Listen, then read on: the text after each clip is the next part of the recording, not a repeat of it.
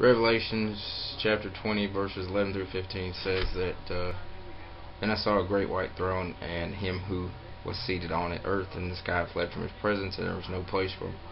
I saw the dead, great and small, standing before the throne, and books were opened. Another book was opened, which was the book of life.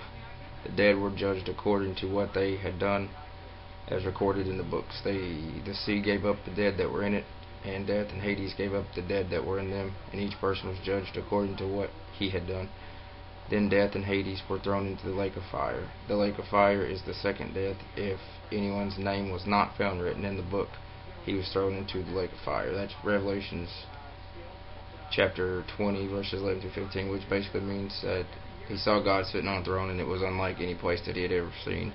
And it was a book of life of more or less who was going to get into heaven and who wasn't. And that Hades and death itself were thrown in the lake of fire, thus more or less ending their reign of sin. It was more or less just talking about the end times and the final judgment, when he says that that the sea had gave up the dead, that more or less everybody was dead, was standing there waiting to determine their fate, more or less. So one of my favorite scriptures that I've read so far, and pretty easy to understand, actually.